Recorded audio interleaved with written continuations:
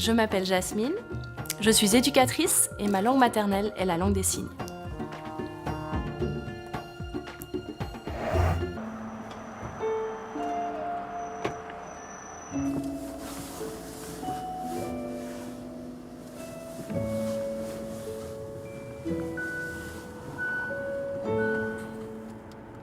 Ci vuole pensiero, perciò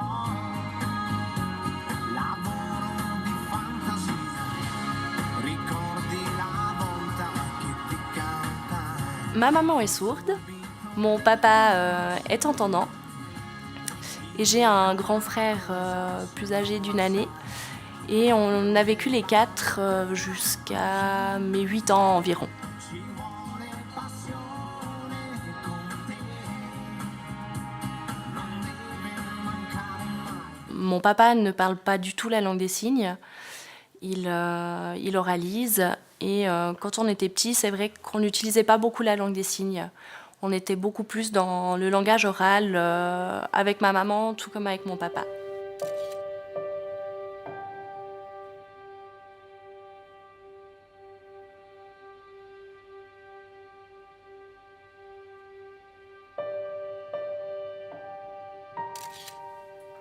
Qu'est-ce qui a changé avec l'arrivée du nouveau compagnon de votre mère? Ma maman a d'une part commencé par utiliser beaucoup plus la langue des signes. Et c'est vrai que du coup, on voyait beaucoup plus de signes à la maison, étant donné que les deux signaient devant nous. Et aussi, on a été plus actifs dans la communauté sourde, donc en allant dans les manifestations, dans les fêtes, etc. Parce que mon beau-père est très actif là-dedans. Et du coup, on a rencontré beaucoup de personnes sourdes à ce moment-là.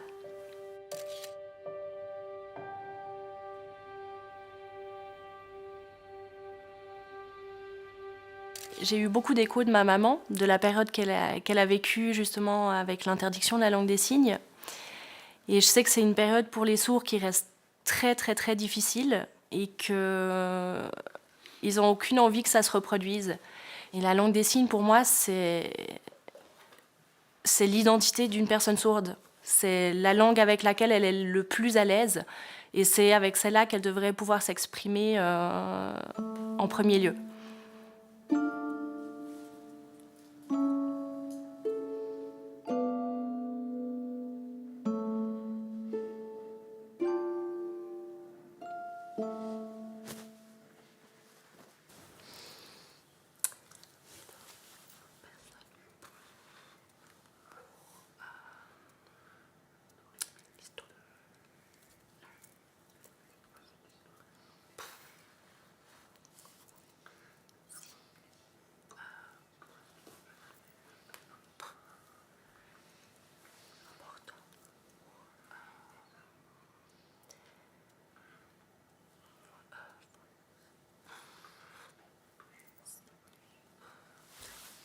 Ah oui, ça montre cette évolution.